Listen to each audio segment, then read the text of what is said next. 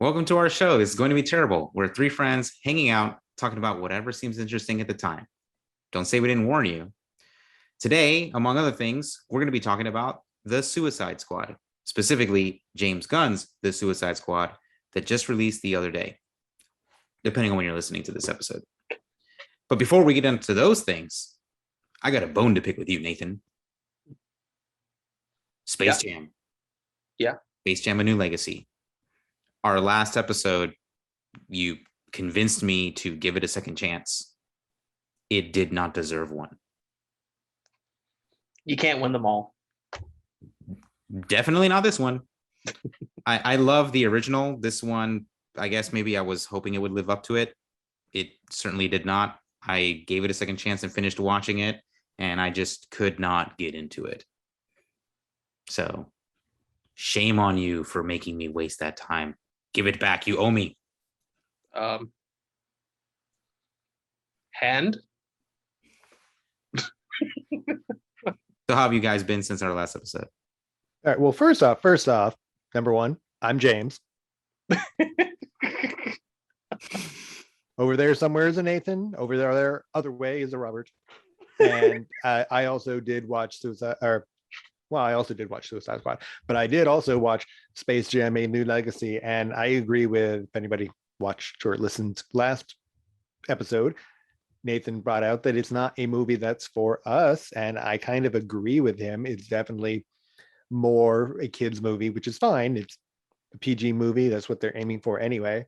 I don't fully want to take back any of the things that I initially thought without having seen it, talking about like, oh, it's got these like Matrix and Mad Max type references in it. They do have it in it. After having watched it myself, they kind of go by fast enough that it's like, yeah, they maybe should not have gone with those type of movies, but I guess it's probably no different really than old cartoons, and even not so old cartoons, fitting in references for adults to get that kids wouldn't get.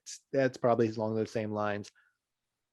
Yeah, Space Jam was not the movie for me, but it was not like the end of the world. It actually had a couple of jokes I thought were okay, but the one thing that was really weird is like they just kind of did not.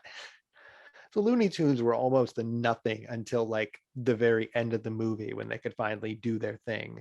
For most of the movie, they just, I don't know, they didn't feel like they were needed. But the joke that I really enjoyed was the Michael Jordan joke. At one point, they everybody kind of thinks like, oh man, Michael Jordan's here. He's going to help all the Looney Tunes and everybody. And it turns out that it's actually Michael B. Jordan, the actor, and not Michael Jordan, the basketball star. That kind of was, I enjoyed that. It was worth a chuckle. And then the ball joke. The ball joke was fun. At the beginning of the movie, LeBron James has this like high tech fancy, like you call out ball and a ball shooter will throw a ball to him. Right. At one point, his oldest son isn't really thinking about it and mentions ball, and he gets whacked in the head with a ball. Okay, all right, that's a little chuckle. Then like 2 minutes later, the younger son is like, hey mom, what are we having for dinner? Spaghetti and meatball. And the ball hits the older kid in the head again. I forgot all about that. Yeah, that was pretty funny. Other than that, whatever. There are 20 moments that are good, but overall, it was not worth the watch. But we're not here to review Space Jam again. So, look, intros are hard. Hi, I'm Robert. Once again, I am James, and I'm apparently the only one paying attention to it. And I'm Nathan. So let's start off with our new segment before we get into our main topic. We've all picked at least one story or topic of interest that we wanted to discuss here. So we'll go with Nathan first. Nathan, what do you have for us? I actually have more of a plug than a news topic, just because I want to share it because I want to support it more. There's a Kickstarter available currently from Magpie Games where they've done an officially licensed Avatar: The Last Airbender tabletop RPG. You can go in as low as $20. That gives you PDFs of the rulebook, or you can go as high as, I think it was like something $200 for like a whole bunch of physical stuff with it. And it just really cool. I hope we can include a link and just help get it out there to help people to support this. Because I know Jessica has been talking about for a while how she would love to play in the Avatar universe with a sort of D&D style game, and it's finally actually here and it's officially licensed. And so we're just tickled to death that it actually exists. The Kickstarter is going on until September 2nd, 2021. So when this episode airs, you should have a few weeks to get things in order, or at least, be able to put some money their way to help get this going, because I can't see this going anywhere but like more stories to explore in the Avatar universe, which I know is exactly what I want to like go about and read more about and just explore and play. Yeah, the cool thing about this Kickstarter is, yeah, they've got these higher tiers, but if you just want like the game itself as a PDF, you don't care about the physical part of it, for $20, you can get all the PDFs that are going to be in this game. It'll have the core book, it'll have some extra adventures, a couple other supplements. $20 for something like that, that's actually a pretty good deal. And if you do want the physical stuff, they have a tier for $75 that has everything. You're going to get the core book, some extra adventures, some blank notebooks for your players to, write details in, some really cool looking dice packs, and a pack of like combat cards to help things, a dice bag. For $75, that's really, really freaking good. Like, I think Nathan and I have plunked down a decent chunk of change for a Borderlands RPG, and that was more expensive than this 75. And I'm sure we'll see it one day, Nathan. Well, even like someday, you're right. Even D&D 5e, if you get like the beginner players grouping thing that comes with the Dungeons Master Guide, the Player Handbook, and the Monster Manual, I think we got it for like $100, if I remember correctly, for just 3 books. No dice, no extra pages, nothing like that. Just 3 books, and that's it. So like, this is a steal, $75 for all that stuff that James mentioned. But yeah, again, just at least take a look at it. And yeah, that's my plug. Yeah, Nathan already mentioned when it ends. As of our recording right now, it's pretty close to passing the $4 million mark of its funding. So it has passed a lot of stretch goals. Theoretically, there might be a lot more to come. So that $75 tier, that $20 tier, it's probably going to have a bunch more add-ons in it, which would be really neat. And cabbages. There definitely must be a cabbage element in that game. I'm not a huge fan of tabletop RPGs. I am a very big fan of Avatar: Last Airbender. So I mean, it's semi-intriguing to me. Maybe one day we can play it. We do a let's play or tabletop. We can bring back Terrible Tabletop and do a thing on it one of these days whenever it releases. But Judy, it sounds do the interesting thing. enough. Do the thing. Yeah, Judy, do the thing. Yes, do the thing and buy this board game. Or tabletop RPG. And the thing that makes it even better is that if you just want a sample of like what the game is going to be, if you go to the Kickstarter, there's a link back to the company that's putting this out. Is it Magpie Games? Does that sound right? Mm-hmm. That's what I say. Yeah. Yeah. You go to their website, you sign up for their newsletter, and you can get a link to download a PDF of a quick starter version of the game that gives you like a sample of like, all right, here's how this game plays. Here's a little sample adventure. Try it before you buy it. Not every company does that. So this is really generous of them. Cool. James, you want to continue then and talk about what you've got for us? All right, I'm just going to briefly mention we have finally a release date for the Hawkeye Disney Plus series.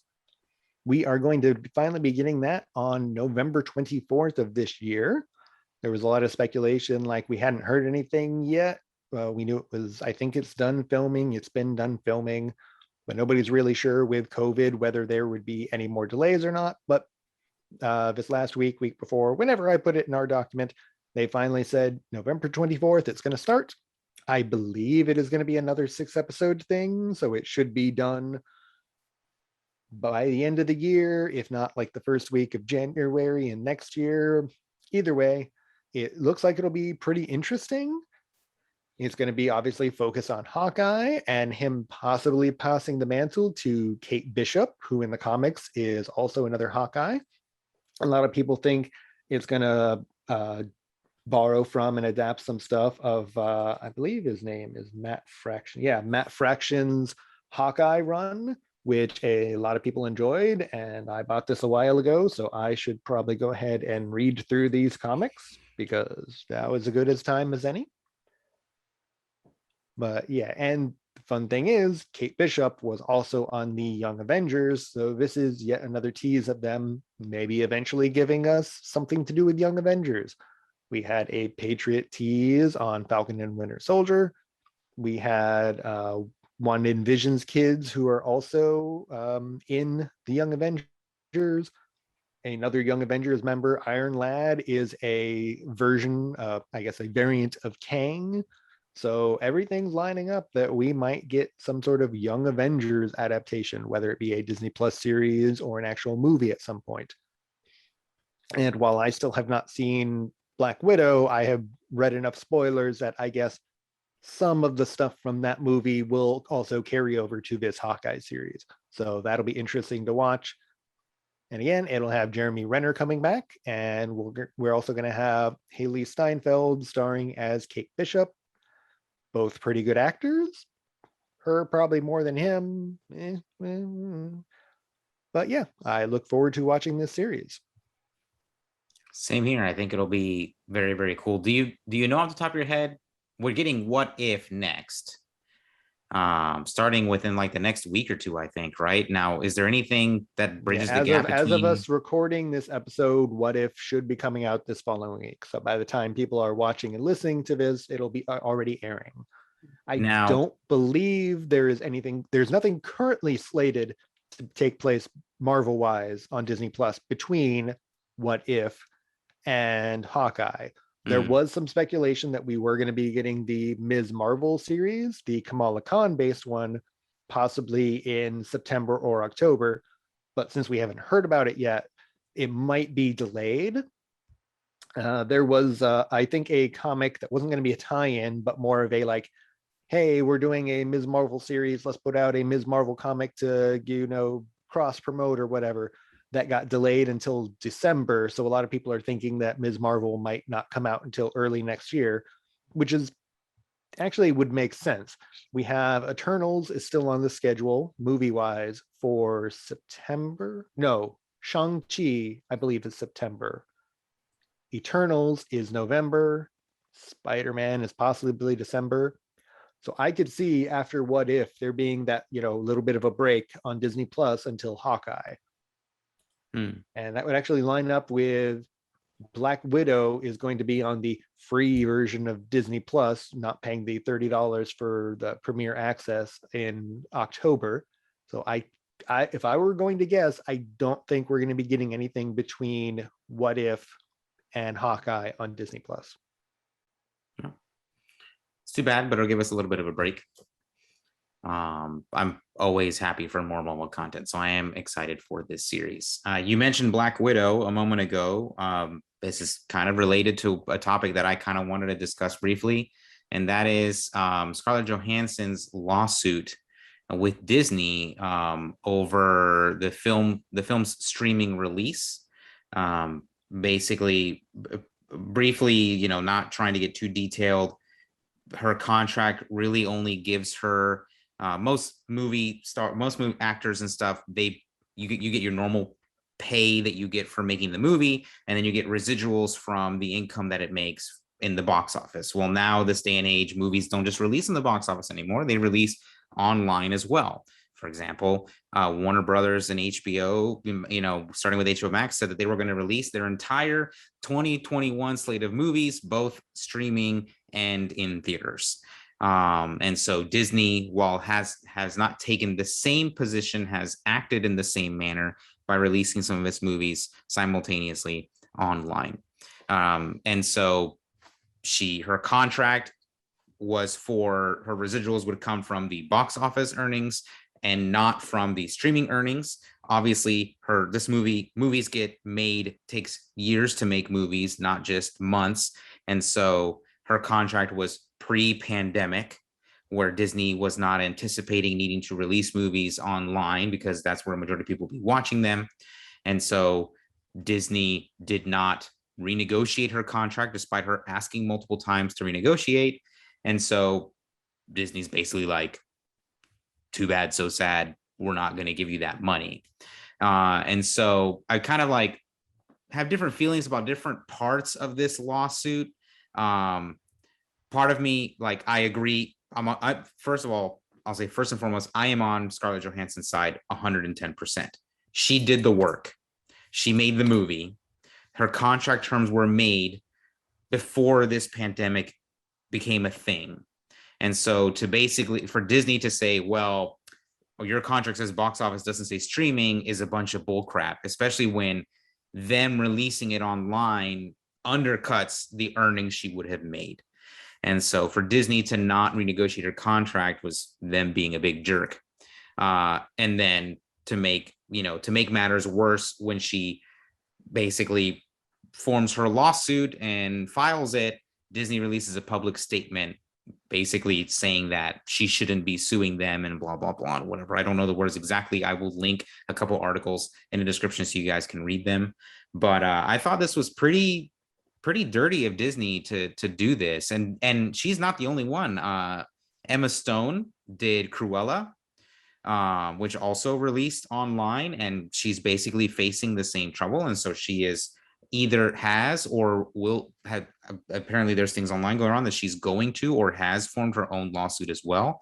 I'm sure this won't be the end of this kind of thing that we'll see, because like I said, Warner Brothers made a similar decision to release all of their 2020 movies simultaneously. And so I'm sure they're going to be running into the same problem with some of the people that made movies that they're releasing online, like Space Jam: A New Legacy, which nobody should watch. I'm sorry, the people that worked on that movie, but hey, it's bad. Anyway, well, as a point of order, I think I did read, don't quote me on it, that Warner Brothers did renegotiate some of these things already prior to it happening. I know that there was a big fuss about it at the start of the year or end of last year when it was all first announced. But I think that did at that time make them go back and like renegotiate some of these things. I'm not 100% on that, but I do think I remember reading that somewhere. And So if Warner Brothers, and if they did, they went ahead and did the right thing and made people happy. The people that made these movies. Yeah, good on Warner Brothers if they did do that. I do agree with you, James. I do feel like I might have seen that somewhere as well. I just don't know it for sure. So, feel free to do your own research. But if Warner Brothers did do that, good on them. And if they haven't, get on the ball and show Disney how it's done. The basketball from Space Jam. No. And but also, and then my last point on this, like I said, I agree with her 110%. At the same time, this is one of those like rich people problem kind of things. Like I'm not discounting her claim, but she has made a ton of money on this movie already before it even, whether it releases or not, she got paid. And this is all extra money. And so it just, at the same time, I just like, man, the problems rich people have to deal with, that they have to go and fight a giant conglomerate to get extra millions of dollars when they've already earned millions of dollars, just kind of like is at war with that. Like, I agree with her claim because she deserves to get paid for the work she did. But at the same time, this is something only rich people have to deal with. And it's hard to identify with her in that sense. So I don't know if you guys had any other thoughts on this news piece. Well, I saw Black Widow with my friend Jacob because he splurged the $30 to see it on Disney Plus, but I think I remember she was listed as a producer for the Black Widow, and so that to me kind of makes sense that why she's fighting harder to make sure she does get the money she's got the money she's owed. I will say that as much as I don't agree with Disney, they haven't broken terms of the contract; they just broken the spirit of the contract. Exactly. Having said that, I do believe that this is going to set a precedent going forward, and that the studios are going to have to be very careful about the wording of, exactly what kind of money they want to give out.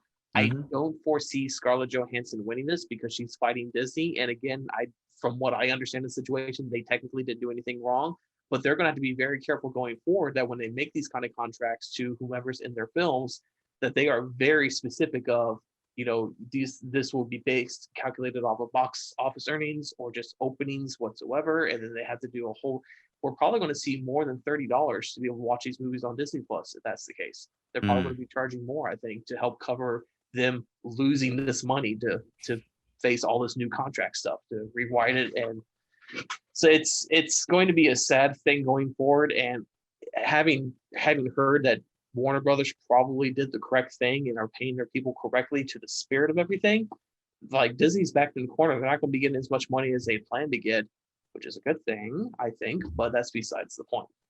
So precedent, other things that I already said. Yeah, and I don't know that it's so much an issue of like rich person problems. Black Widow is finally the first female-led Marvel movie. Mm-hmm. So there could be something to be said about, like, I believe up to this point, it's been a point of order, like, she's been paid less than a lot of her male co-stars for some of her roles. I think I remember reading at some point, like, Robert Downey Jr. or maybe Chris Evans or somebody was maybe sticking up for her at some point in one of the previous movies of like, hey, why is she not getting paid as much of us? But like, I imagine her early, like, Iron Man 2, maybe even like the first Avengers movie or whatever, like, I don't think she was getting paid as much as her male co-stars, even though she was doing probably as much of the work, if not more, because look at what they have to do to get her to fit into that early skin tight outfit and stuff and sex that up. But it's one of those, like, generally, historically, women have been paid less than male counterparts. And it's like, not that this specific issue here, not the Black Widow thing, has to do with that completely, but I get the feeling that it is probably also a factor. Like, yeah, she is owed what she needs to be owed for what she did. She put in the hard work. Just go ahead and pay her. Correct. This is Disney we're talking about. They have the money to spare for it. I think, I don't have the quotes in front of me, but I think even Kevin Feige was getting upset over this. Like, yeah, Disney doesn't need to be as, tight pursed about this. Just open it up a little bit and give her what is equivalent to Disney pocket change, if even. Yeah. It is very, I'm surprised, but also not surprised that Disney has taken this position. Like, I'm not surprised because it's Disney, but I'm surprised because I'm like, this is Disney. Aren't they smarter than this? Like, don't they realize the potential negative effects that it could have if they really fight her on this? And then if, like Nathan suggests, that she may not win, if she doesn't and Disney wins, what message are they sending to filmmakers and actors and actresses, across the world that want to potentially work on Disney properties, right? Like, you could basically kiss, using Scarlett Johansson in any Disney property, goodbye after this. And she is a fantastic actress who can do a lot more than just play a spy in a comic book movie. So you can kiss her goodbye, and anyone that allies with her in this space, you can kiss them goodbye too. So, I mean, if anything, it would benefit Disney to just eat crow and just say, issue a mea culpa. Hey, sorry, you're right. In the spirit of the contract, you are owed this money. We're going to pay you this, and negotiate the terms with her and just move on. Like, you're going to have to do this no matter what. It's one of those, Disney, you're damned if you do and you're damned if you don't. The question is which one damns you more? And you're damned more if you fight her on this and you win, because then nobody's going to want to do business with you. Or you don't fight her with it, you settle with her, you pay her what she needs, you end up losing money, not really, and then everyone else won't be angry at you and they'll continue to work with you. And then you just, like Nathan said, be careful about how you word your contracts to make sure people are getting paid what they deserve and you are getting your fair share too. So anyway, at this point, my feelings are kind of like where with a meme that I saw online of what's this guy from Nathan will not know who he is. And now his name is escaping me, but he's from the Star Wars sequel trilogy. And he's kind of there, like he has this whole line where he's like, I don't care if the rebellion leaves, I just need Kylo Ren to lose. The resistance wins, I need Kylo Ren to lose. And so the frame is, I don't care if Johansson or Stone win, I just need the mouse to lose. So Disney just needs to just lose this and move on so that she gets what she deserves, Stone gets what she deserves, and Disney gets what they deserve, which is nothing. All right, so let's move on to our main topic, the Suicide Squad. So before we get into our thoughts on this movie, I did want to do a quick kind of, background on this.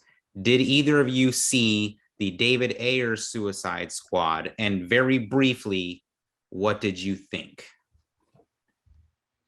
Yeah, I saw it. It was okay. I saw it when it came out back in 2016, and I didn't think it was as bad as some people were talking. But after reading the comments that Ayer has made recently, basically people have been talking about James Gunn's new Suicide Squad and saying how it's so much better than the other one. And Ayer's just been like, wait, hold the phone. What happened in that movie wasn't my fault. So I can kind of see where a lot of it is, I guess, just it was studio mandated. In my mind, it seems like DC and Warner Brothers wanted to make their own version of a Guardians of the Galaxy type thing, hence putting in a bunch of what they thought were like pop type songs and hit songs that were going to like make it quirky and cool. And it's really weird because that movie just kind of abandoned that like in the last half to just go to standard, here's big light beam in the sky and random army of people, monster things to fight. I don't know. It wasn't terrible. Will Smith and it was good. And Margot Robbie's Harley had her moments when they weren't just trying to sex her up. I don't know. Yeah, it has been a very, very long time since I've seen it. I think I've only ever really watched it the one time when it came out. And I just remember being underwhelmed. I didn't hate the movie, just I was underwhelmed by it. The trailers kind of sold us on this Guardians of the Galaxy-esque adventure, but with, the Suicide Squad. So I was actually really kind of excited for it and then just underwhelmed.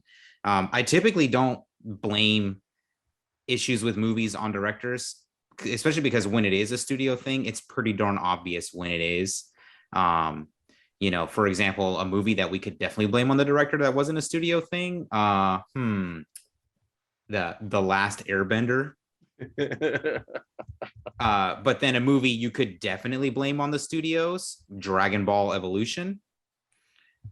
So there are definitely, it's definitely, to me at least, noticeable when a studio steps in and ruins a movie. So I definitely don't blame David Ayer for what happened or how that movie came out. And people on the internet should leave him alone because it would be interesting if, since HBO Max and Warner Brothers were willing to throw some money towards Zack Snyder to, do his Snyder cut, maybe next year, if they need some more content for HBO Max, throw Ayer some money to do his version of whatever cleanup he needs to do to make Suicide Squad his again. We'll see.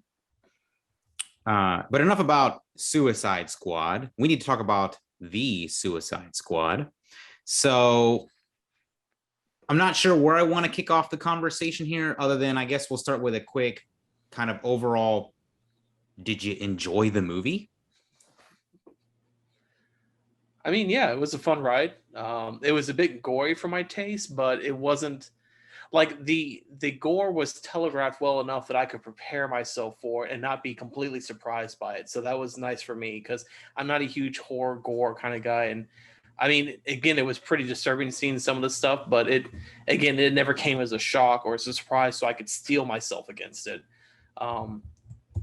So yeah, I mean, it was a fun ride, and my only real complaint with some story side things that came about, it was just how gory it was, but it wasn't terribly so. Yeah, I'm As kind far of as the gore goes, Nathan, this is sort of kind of James Gunn going back to what one of his roots, one of his earlier films. I don't remember if it was first or not, was Slither. If you haven't seen that, you might be semi interested in it, Nathan, just because it has Nathan Fillion in a main role. But warning, it is pretty like gory and a bunch of body horror type things with like space worms just disfiguring people. So the gore in this movie, The Suicide Squad, is sort of Gunn going back to that roots, to the point that he even had a cameo in the movie from Lloyd Kaufman of, I believe it was the Trauma films like Toxic Avenger and stuff. I think I remember Gunn either started on those or is a big influence. I'm not 100% sure on that, so don't quote me on things. But once we realized that the Suicide Squad was going to be rated R, we kind of knew this is what was going to happen, which isn't a bad thing, at least to me.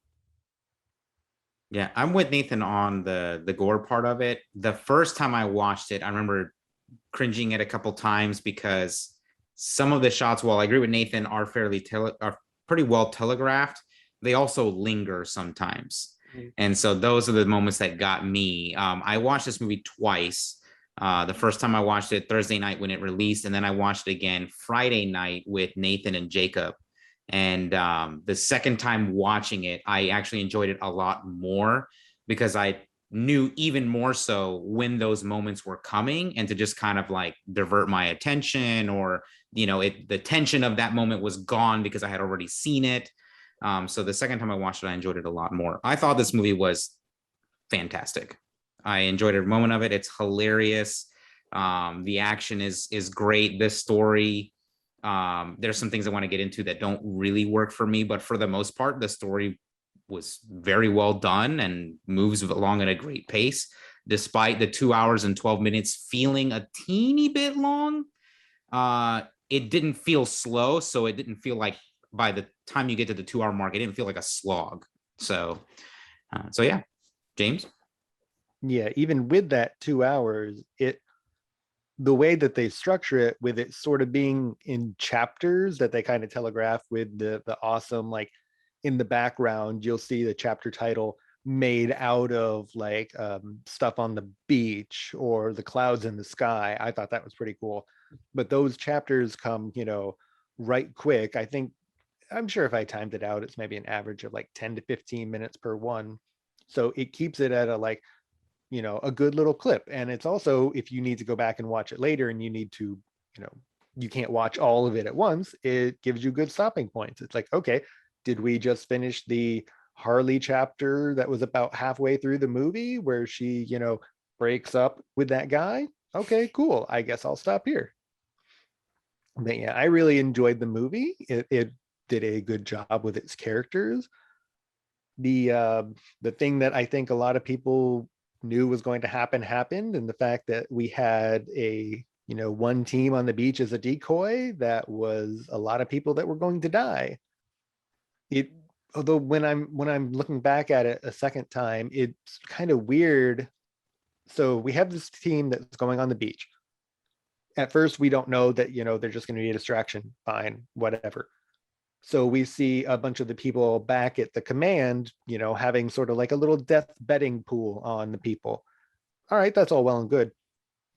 It puzzled me the second time, thinking like, wait, the people at command know that this team is there as a decoy.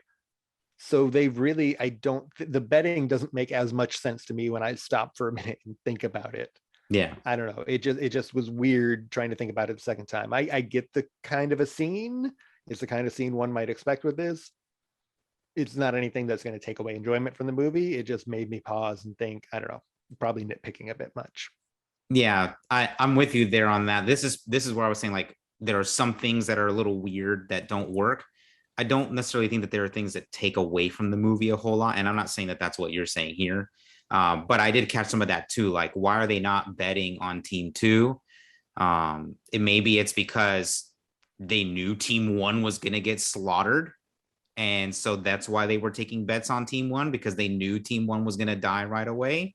It's not really communicated very well in the very beginning. I think what it boils down to, it was more of a thing for the audience. Mhm. Like we, the audience, see them doing this betting pool before we realize that, 90% of these people are going to die. So I guess it's maybe trying to keep up the illusion of like, hey, maybe most of these people might make it out instead of only just Flag and Quinn. Yeah. Real quick before we continue, because we didn't do this when we were talking about Loki, is we didn't really go through a quick synopsis of what happens in the movie, right? We don't want to go too detailed, but just for those watching or listening, spoiler warning, by the way. I don't know if we said that either. We're going to talk a lot about the movie here, and we may reveal things that happen. So if you've made it this far and we didn't spoil anything, great. But if you haven't watched it, stop watching for now, pause, go watch it, and come back, because we're going to spoil it. But essentially, quick synopsis is rocks fall, everyone dies. Pretty much. Suicide Squad made up a bunch of basically B-list villains. You've got Amanda Waller, basically puts them together, sticks a bomb in their neck and says, go do this mission or you die. And they go do the mission. There are two teams. We just revealed that Team One gets kind of mostly slaughtered. And then Team Two is there. Eventually they meet up and they are sent there to basically eliminate a threat, which ends up being Starro the Conqueror, which I'm sure we'll get to in a minute. And so they need to eliminate that threat. There's some plot twists in there that we'll probably get into here. Again, I'm trying to keep the synopsis fairly brief, but like James said, rocks fall, mostly everyone dies. So let's jump into a couple things here, not in a super huge structure, but just interesting things that I thought, would kind of talk about touch on different points of the movie. Since we talked about characters dying in the first few minutes of the movie here, let's do a quick death ranking. So I want you to tell me what you thought was the lamest death, basically who went out like a chump. What was the coolest death, who went out in a blaze of glory. What was a needless death, like that person didn't really need to die and we could have left him alive. And then what death impacted you the most, aka the person that died that you wish didn't die. And let's start with James. Starting from the back. Yes, there, lamest death. No, lamest I'm death. do it whatever I order. Okay, fine. Man. Do whatever you want. See how well that works for you when I blow up this bomb in your neck. Go ahead. If only because it's the one that stood out first, the one that was either like the most impactful or wish you didn't die. I would think that would probably have to go to Flag, Mr. Rick Flag. I mean, I guess we'll see in the future whether or not, like, I think I've seen some people speculate online. He has his last words to Peacemaker when Peacemaker kills him is that, it's like, Peacemaker, what a joke. Some people are speculating online. It's not speculation that we are getting a series about Peacemaker that James Gunn is helping on, that's coming in this coming January to HBO Max. Mm-hmm. When we first thought that Peacemaker died in the movie, I assumed, I guess it's going to be a prequel series. But the fact that with the after credits scene that he survived, it turns out, I'm assuming we're probably going to it's going to take place after it, but we'll probably get flashbacks to who Peacemaker is. But a lot of people are speculating online that those last words from Flag might maybe give Peacemaker like a crisis of conscience, that it might actually really stick with him. Because like I get the feeling from that fight between Flag and Peacemaker that Peacemaker really did not want to kill him, but he has such a strong, sense of liberty and America that he was gonna do it. It's like it was a beach full of penises. What you gonna do? Who knows why madmen do what they do? Exactly. Otherwise, I don't necessarily know which death I thought was the coolest or lamest. It kind of sucks that Polka-Dot Man bites it at the end, but considering he was the only one that was sort of like asking for death, given his condition. He was the only one towards the start of the movie that was like, yeah, I really kind of hope for this. It seemed like it's one of those weird character moments of like, we knew going into it that he wanted to die because he was not happy with his extra dimensional virus or whatever and having to expel these polka dots twice a day. But then at the end, when he's like, hey, I'm a superhero now, and then that's when he bites it. So, Squish. squish, squish, squish. I don't know. Nathan, what do you think about some of these deaths? Lamest death definitely goes to Polka-Dot Man because I was rooting for him the entire time because I think this was his introduction. I don't think he's been in the comic before. I'm probably wrong because I don't know anything about comics other than they're printed on some kind of paper with a bunch of colors and lines and words and whatever. They're only the reason all of these movies exist. Right, yeah. But anyways, I really did like the character. Yeah, he was very definitely like death oriented at the beginning, so that was kind of a bummer. But once he said, "I'm a superhero," I was like, "Oh, he's dead." And sure enough, he got squished like a half second later, and I was just like, "Darn it," because that was such a nice little like redemption for him, possibly. I don't know if that's the right word or not. So lamest, I definitely give to Polka-Dot Man because I was turned on for him. I was like, "Yeah, he's gonna be good," and then he died. It's like, darn. Coolest death, I think I'm gonna have to give not just to one character, but a whole squad of them. And it's all those freedom fighters when Peacemaker and I forget his name, not Deadshot. Bloodsport. Bloodsport, thank you. When they're going through that campsite, every single one of those deaths was just like well choreographed. And I only had like one question about like why three of them weren't doing anything when they were obviously like within distance of seeing all this death going on. But that's neither here nor there. Needless death. I'm not for sure. That's fine. You can skip it. Yeah, because like I think everyone who died, that it's fine that they died except for Polka-Dot Man. But the death that impacted me the most was Yondu. I know that's not his real character name. I forget what his character name is. I even forget his actor name. But Savant. the guy It's Savant, played by Michael Rooker. That guy. Just because he seemed like such a hard ass at the beginning, just it was really cool watching him bounce that ball around and hitting those tape marks he had everywhere in his cell. I really didn't like how he needlessly killed the bird, and then of course the other bird gets the retaliation eating his head. On that bird thing, real quick, I don't know if maybe James Gunn has something against birds because we got that bird death right at the beginning of the film, and then later on the military guys set a big bird cage full of birds on fire. So it's like, Mr. Gunn, are you trying to tell us something, James? Is there something you need to tell us? Yeah. When they lit those birds on fire, I yelled out, "Stop killing the birds!" I was just so mad at that. If you want I'm actually fried gonna flip. chicken, there is a better way. Right. Did you have anything else on Savant? I think you didn't get to finish your thought there. It was just it was the death that impacted me the most. Like I kind of figured he was going to die. It just the way it all transpired, like moving from the very beginning of the movie until even after his death, it was just like I don't know what it was about it. It just stood out to me the most. But yeah, it's one of those things of like this being a rated R Suicide Squad versus the 2016 was the PG-13 when it came out in theaters. We knew that somebody was going to have their head exploded just because they're not going to miss that opportunity in an R-rated film to show it off. Yeah, I guess I was not expecting it to be Savant. Given the way that he was being built up as like, no nonsense, like obviously he doesn't want to be there, but he seemed like he was going to be a rough, tough guy. And then all of a sudden, all the death happens on the beach, and he's like, "Peace out, I'm gone."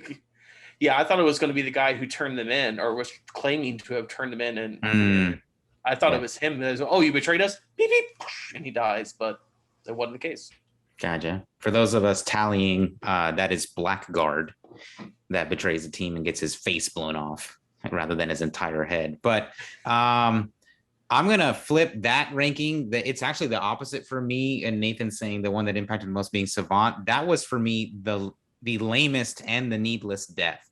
Lamest because of basically what Nathan was saying, that they build him up as this kind of, Nathan and James were saying, they build him up as this rough and tough, badass, gonna be the guy that, saves the team's butt kind of thing. And he calls the rest of the team amateurs. He's has a stare down with what's it, Boomer. And then he's kind of just there watching everything kind of like very hard. And then when everything starts to fall to pieces, he doesn't just like say peace out and walk away. Like he runs away cowering in fear. Like he doesn't want to die. And so it's the lamest because dude went out like a chump, but also needless because, bro, like, what did you think was going to happen? You want to run away because you don't want to die, but if you run away, you're gonna definitely die. So it's one of those, like, you didn't need to go out that way. You probably could have just stayed there on the beach and survived. Look at Harley, right? Now I get that Harley's wearing very, very thick plot armor, but they didn't shoot her on sight. So what reason would there be for them to shoot him on sight if he would have just surrendered? So he could have possibly lived longer. Coolest death for me has to go to Boomer, because he kind of gets hit with all of the kind of stakes from the tree that gets chalked up by the helicopter, and he's kind of just there, and he just puts a smile on his face, like he knows it's coming, it's over for him. Harley shouts out to him, which I thought was really neat. They build up this really quick, and just this short time together, they establish that these two know each other and know each other well. And that could also be meta joke because they're both carried over from the last movie, characters and actors brought over. I think that's basically supposed to be the thing. The fact that we have the two of them along with Rick Flag being in both movies. It's that whole thing of like, this isn't a sequel to that one per se. It's more of just like another in that same universe. So I like that they established, and she calls out, like boom, like almost like a no Boomer kind of thing. And then he goes out and just a literal blaze of glory kind of thing. I thought was the coolest death. And then like with James, yeah, the death that impacted me the most was Flag. Like I really did not want him to die. He was literally the only actual good guy on the team, and maybe that is why he was meant to die. But what I didn't appreciate that made it hurt even more is when they do the final end credits scene where they reveal that Peacemaker lived. The first words out of the doctor's mouth is, he shouldn't have survived, and something about the damage to his heart. And they make it a point in the death scene for Flag to show the piece of tile entering his heart and then him kind of starting to bleed out. And so when they said that, I was like, oh, Flag is alive. But then I knew immediately that Peacemaker was getting a show. I knew that already going into the movie. So I was like, oh, wait, it's not going to be Flag. It's going to be Peacemaker because they need to establish he's alive for the show that's coming out soon. But it was like, man, you dirty dogs, putting in that one line in there to make us feel like Flag is alive and then ripping it from us immediately. It was pretty crappy. All right. So then, since we're talking about deaths and these deaths are tied to characters, who was your favorite character and briefly why, and your least favorite character and why? I'm just going to put out there, going into the movie with all the trailers, I thought for sure my favorite character was going to be King Shark. I just loved his goofiness. And then and when they introduced him and he's reading the book upside down, and then like during the meeting when he raises his hand and Amanda Waller calls on him, he's like, yes, question. He's like, hand. And then she's like, yes, it is your hand. He's looking around like, yeah, I'm contributing. I love that goofiness to it all. But then they introduce Sebastian.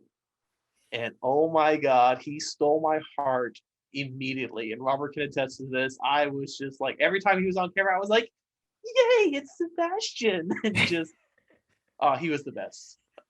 Least favorite? So Sebastian being? A rat. Sorry, I forgot about that. Yes. Necessary little tidbit. Yes. I don't know. Get back to me on least favorite. I haven't thought about that as much because they were all enjoyable for the most part. Sure. James? Yeah, I wouldn't necessarily say that this character is my least favorite, but I was a little disappointed with King Shark, actually. He's there for comic relief and all, but ultimately, what does he really do? Like, I get that Waller makes a point of him being the strongest guy on the team and all. But as we saw, like in the jungle and everywhere else, Peacemaker and Bloodsport, when they have their kill off, like they're pretty efficient at killing a bunch of these guys as is. Killer Shark, he is not, he's going to be totally, you can't hide him, as we saw in the middle part of the movie when they need to go and get the Thinker. It's like, all right, King Shark is just going to stay back in the van, I guess. So, like, yeah, King Shark kills some people and does some stuff, but I feel he was sort of wasted. He It's was. not that he was a bad character. It's just I don't quite understand why he was on the team, especially when it, like, at the beginning of the movie, it was a point of like, oh, we have to like go ahead and befriend him or else he might eat us. Right. That seems like that might be a bit of a liability to have on your team. You're absolutely right. It seems like it would be more efficient to have Bloodsport, Peacemaker, maybe a couple of other guys that are really good with guns, and just kill a bunch of people that way instead of having giant shark man who might eat you at a moment's notice. I mean, other than him possibly eating them, he does seem to be basically indestructible.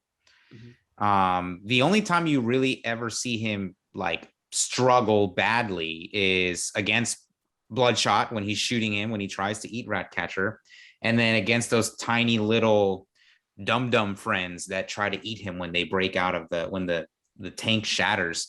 Other than that, like, bullets seem to basically bounce off of him, and he doesn't seem to be phased by anything. The chunks of the building are falling on him and he's just kind of walking it off.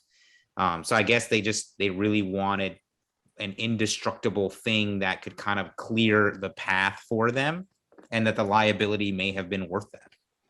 But I guess I just would have, I would have really liked there have been some sort of specific, like, here is your purpose.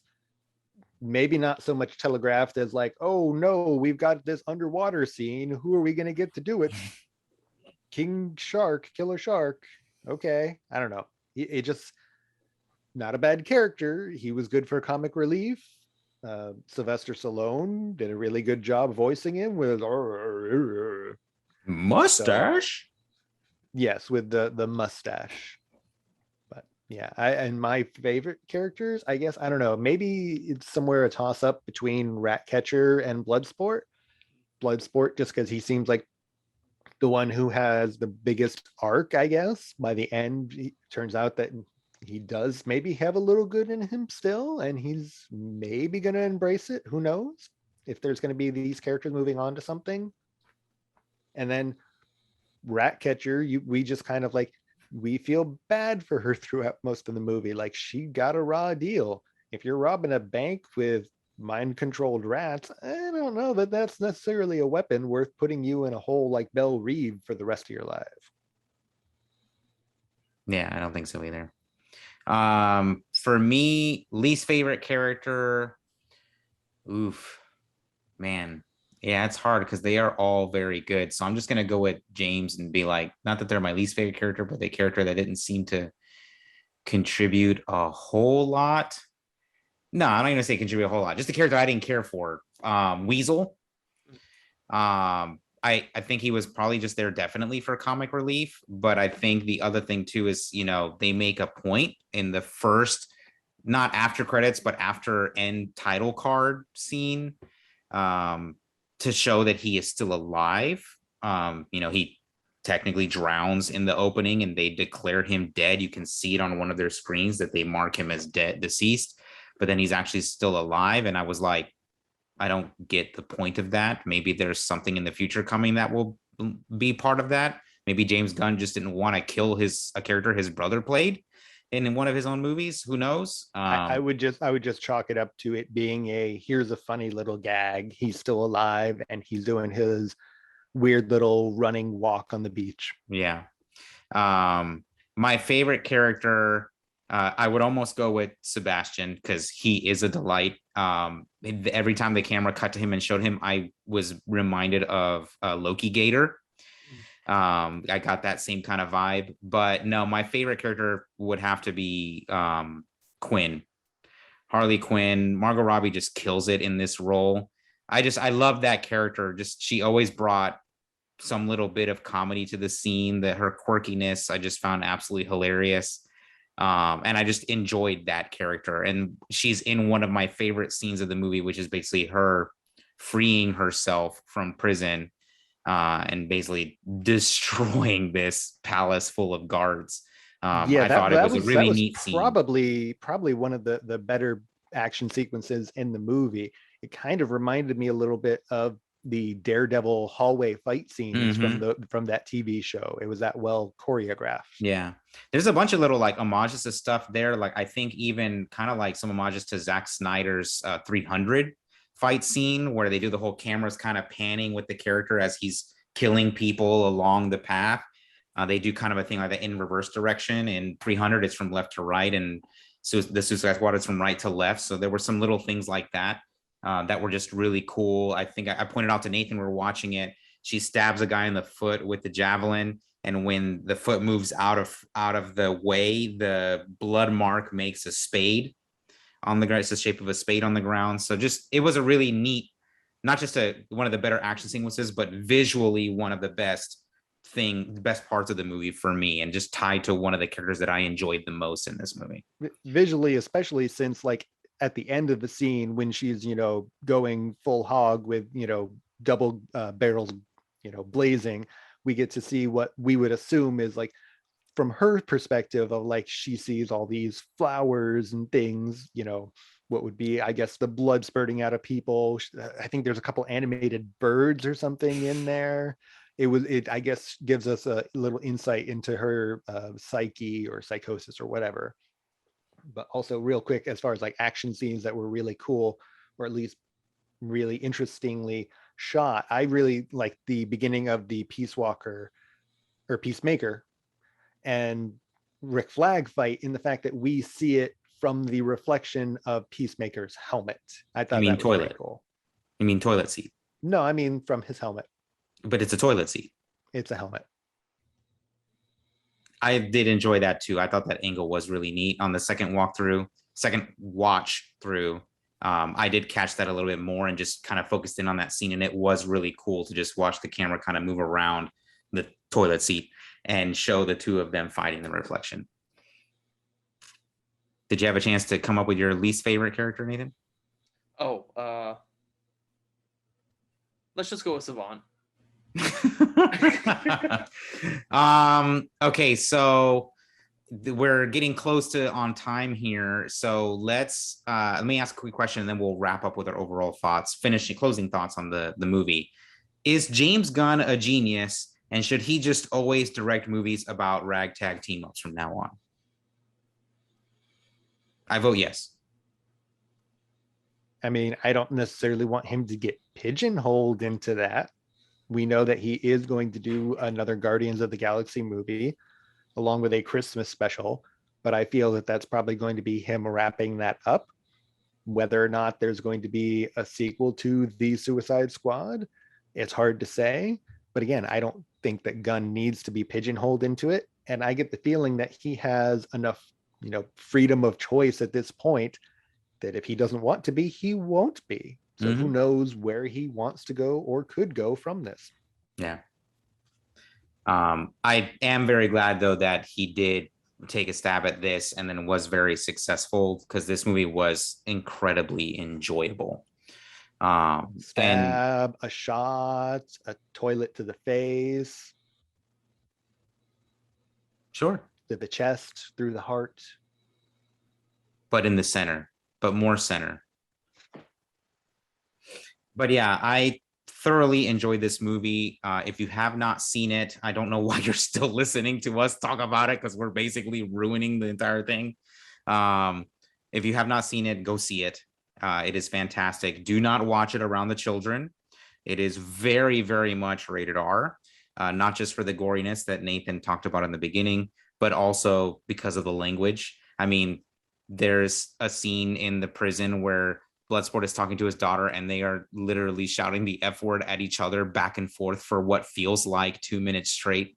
So that was something that my wife had pointed out to me. She was in the office working while I was watching it on the first walkthrough, and she was telling me that she was wondering what I was watching because she just kept hearing F-bombs being dropped every other moment. So yeah, don't watch it around the kids. This is why you invest in some headphones. Sure. But it's a great movie. Any other thoughts, gentlemen? No, just that it was really good. I don't know that it's necessarily better than either of the Guardians of the Galaxy movies, but it is up there with it. So it's worth a watch.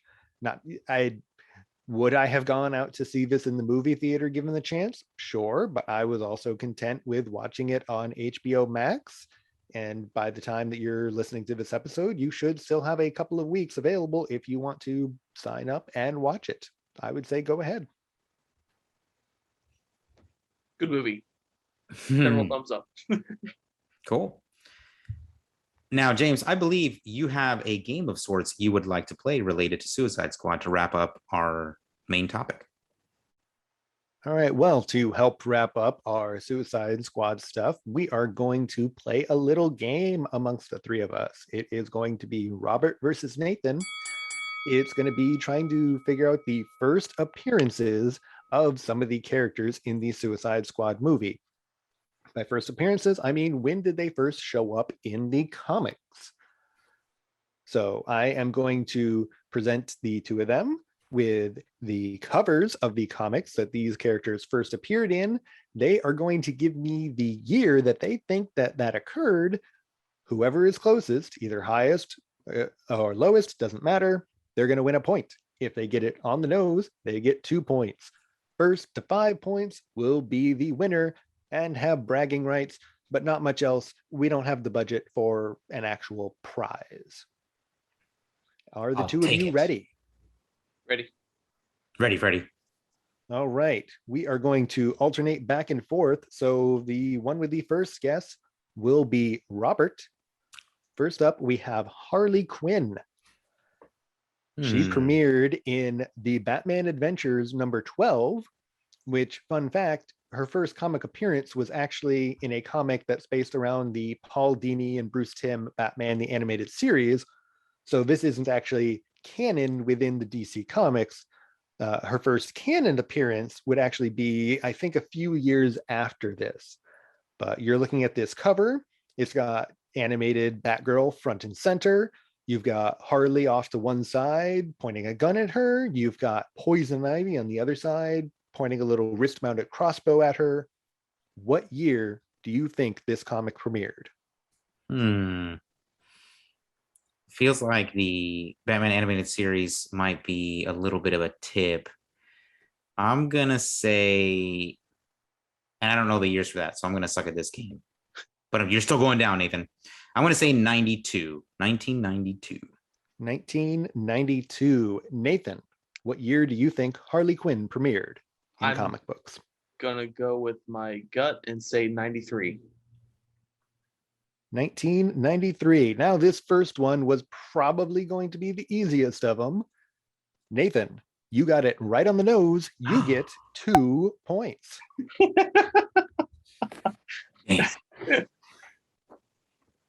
Oops. Taking the early lead, we are now going to move on to Bloodsport. Nathan, you are going to get the first shot at this. This is the cover to Superman Volume 2, number 4. We've got Bloodsport front and center. The comic version of him wears a red bandana and has a little, I guess, bandolier full of ammo and a huge honking gun. He's holding Superman's cape. It's got text that says, Bloodsport, he plays for keeps. What year do you think this comic book is from? When did Bloodsport first appear? I'm going to guess 1987. 1987 is Nathan's guess. Robert. I'm going to do what Nathan did to me and say 88.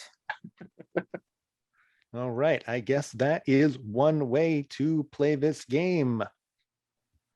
Nathan? Right on the dot again. 1987.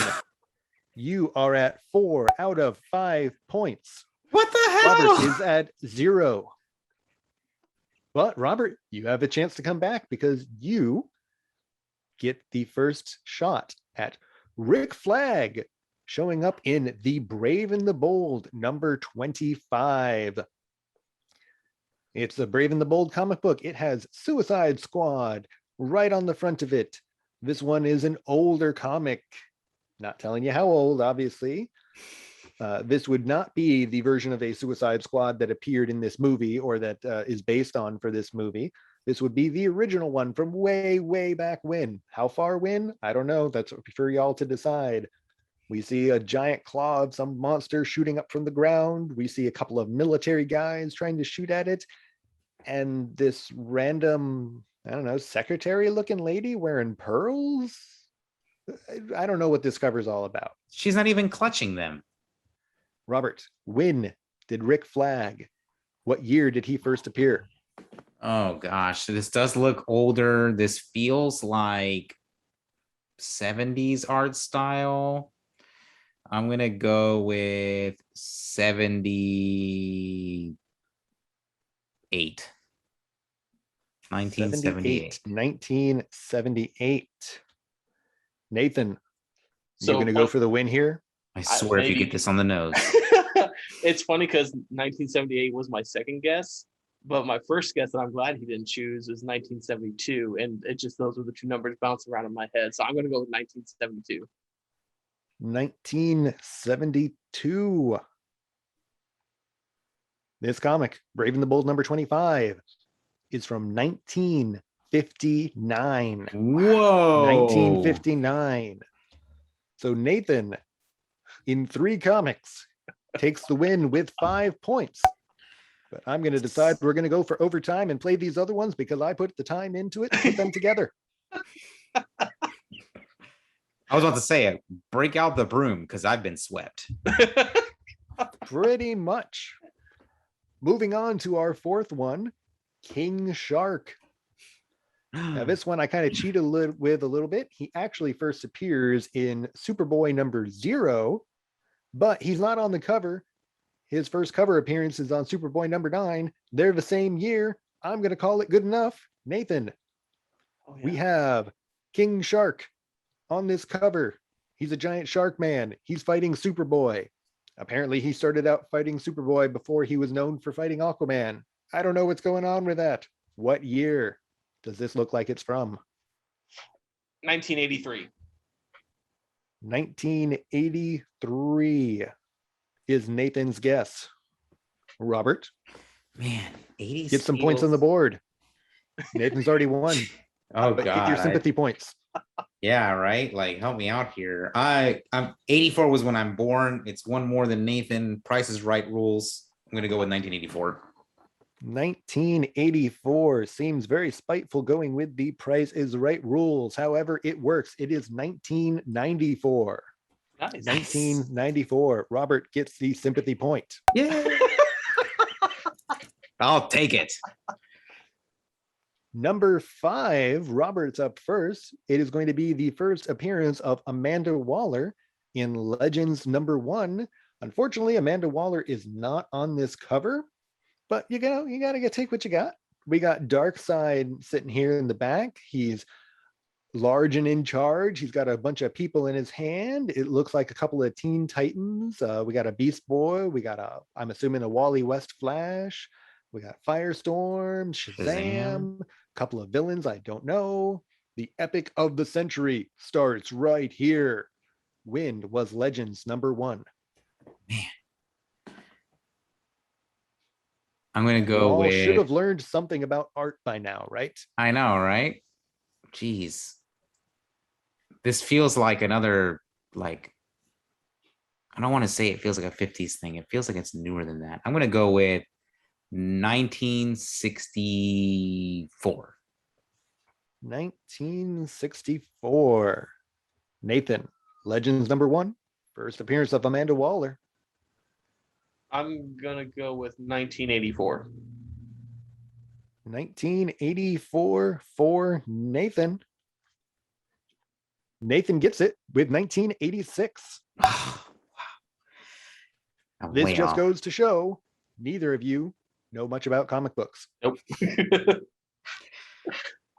Moving on to number 6, Captain Boomerang. First appearing in The Flash, number 117. We've got, it says right here, The Flash. It was a 10-cent comic book. If you want to try to do the math based on other covers to figure out when this might be. It says featuring Here Comes Captain Boomerang. Thought bubble for Captain Boomerang. I knew I'd eventually have to tangle with my nemesis, The Flash. That's why I prepared this lightning fast boomerang to streak back and knock him out from behind. Lame. And now I've lost track. I think this is Nathan up first. Yeah. Nathan, when is this comic book from? When did Captain Boomerang first appear? 1955. Oh, 1955. God. Man, you had to pick something right in the middle too. I did. Yeah, joik. Passing it back to Robert. When was this comic book? Oh, do I go high or do I go low? This is definitely looks like 50s. Nathan is a jerk and picked 55. Man. Look, man. Look, like Michelle Obama says, when they go low, you go high, but only by one because we're playing by Price is Right rules. 1956. Robert again trying to be being a Robert. 1956. That'll get the point. It is 1960. I will take it. I got two. Well, unfortunately, you can't do this now on the next one. Number 7, you're up. Polka-Dot Man, who is from the comics, Nathan. Oh, he is. Okay. Premiering in Detective Comics number 300. We've got the cover. This one is 12 cents instead of the 10 cents of the Flash that we just saw. Detective Comics featuring Batman and Robin, the story of the bizarre Polka-Dot Man. Batman says, "Great Scott, one of the dots on that fantastic criminal's costume has become a flying saucer, and the other one he ripped off has changed into a flaming sun." And you've got Robin there, I don't know, just kind of tripping, I guess. Not in that way, but maybe both. You don't is know. This comic from Robert? 58. 1958. What kind of honor do you have, Nathan? What is your guess? 1966. 1966. Well, boys, we have a tie. I'll give you each a point. Nice. It was 1962. Wow. Again, Robert, when I tell you that this comic is 12 cents and the previous comic was 10 cents and the last comic was from 1960 and you guess before 1960, what does that tell you? You're not paying attention. I am not. Moving on to Nathan, number 8, Ratcatcher from Detective Comics 585. For reference again, Polka-Dot Man was in Detective Comics 300. Right.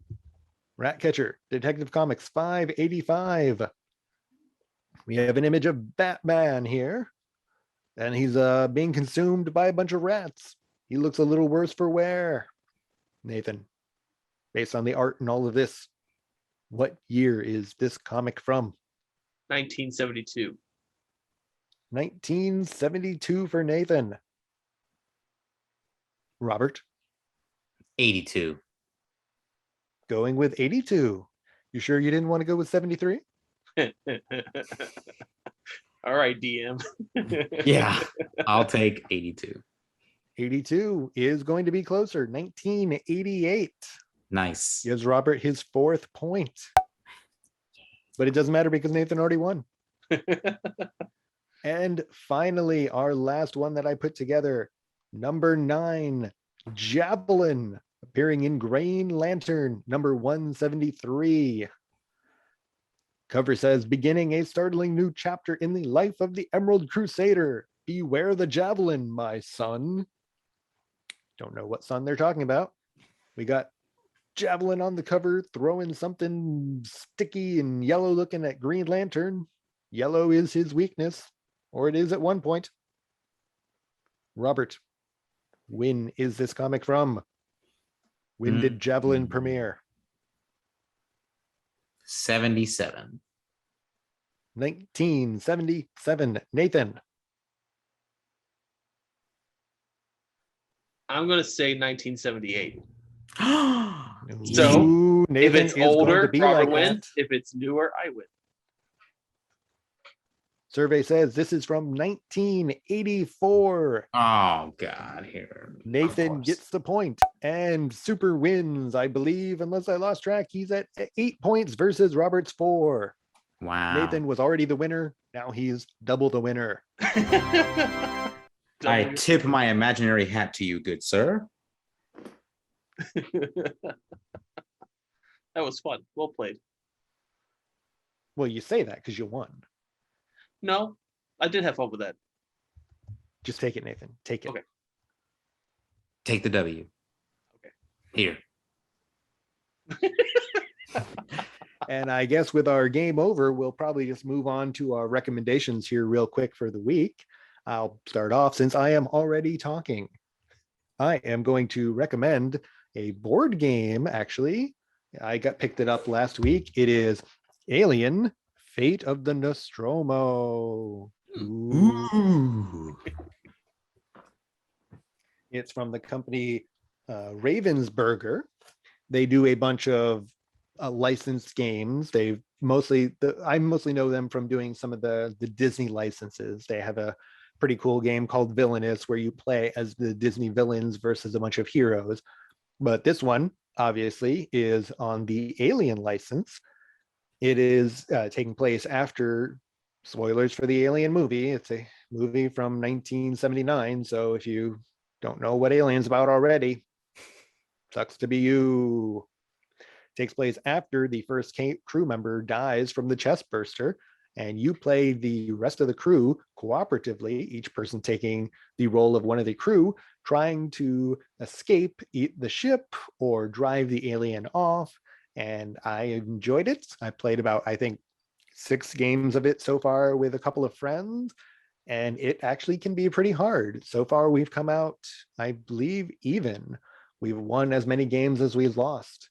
So it's really cheap too, comparatively for board games. As Nathan can attest, some of them can be really expensive. This was just $30 at Target when it released. So as far as I'm concerned, that's not bad. Takes about 30 to 45 minutes to play a game, maybe an hour when you're first learning. I prefer those type of games so I can get in a couple of extra, sessions instead of a long, 4 or 5 hour game where if the game sucks, that's all you got for the day. But I recommend this game. Anybody that enjoys the Alien franchise. Again, this is based on the first movie, so it's not a whole bunch of run and gun like you might have if it was based on the sequel Aliens. This one is more claustrophobic with Alien being able to pop out of any corner. Give it a go. I enjoyed it. Neat. I am going to recommend The Bad Batch on Disney Plus. They're, depending on when you're listening to this, when we're recording this, the penultimate episode just aired the other day, and the season finale is going to air the following Friday. And pulling up a calendar real quick, that's going to be August the 13th. For those of you watching this before it airs. For those of you watching afterwards, I hope you saw it. But for those of you still with it coming up, I recommend Bad Batch. It's been a fantastic series. I thoroughly enjoyed and loved the Clone Wars when it was airing. I loved the final season of Clone Wars. And so Bad Batch is just more of that greatness. This penultimate episode has been very good, raising the stakes, setting the stage for the finale extremely well. It ends not necessarily on a cliffhanger, but cliffhanger-ish. So just, I am really, really, really wanting to see this finale episode and see where they take these characters. It's been a fantastic show so far. So if you have not seen it or caught up yet, I recommend that you totally do before the final episode airs on August 13th. And spoiler alert, we may or may not be talking about it more in depth, the series as a whole, in our next episode. Spoiler alert, we are.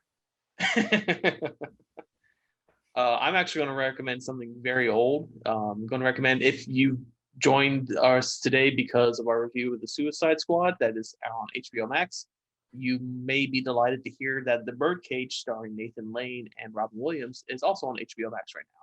It's a movie I watched a long time ago. I need to rewatch it. I haven't done it yet, but I'm going to, especially since it's on HBO Max.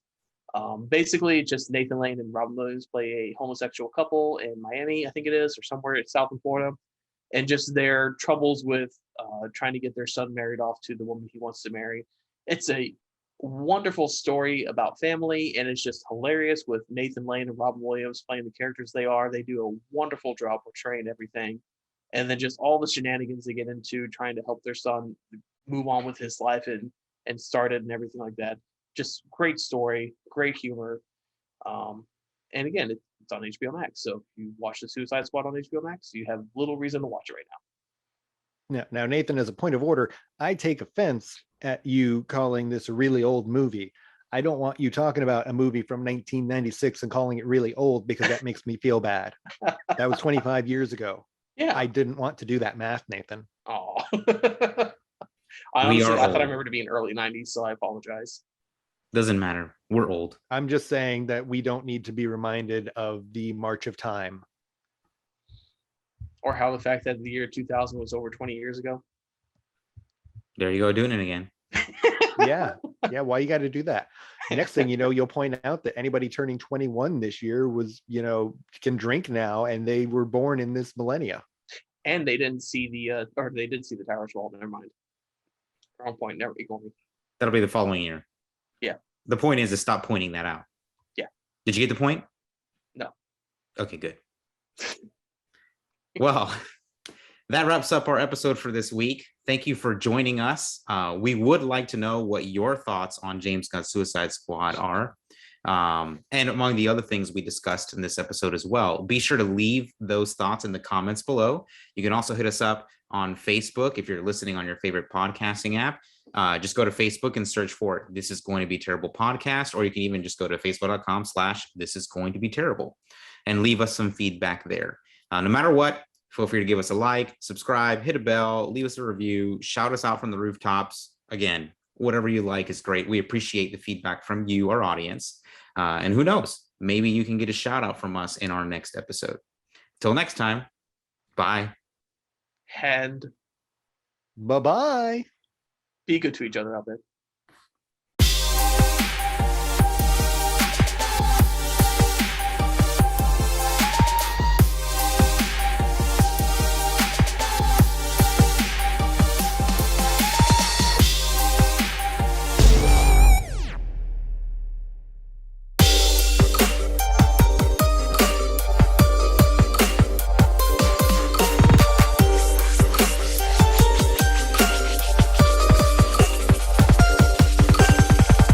Try something a little different. I have not seen this before, so this will be brand new to everybody. See if this works any better.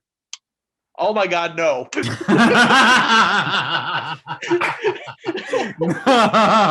I wish. You would have done that.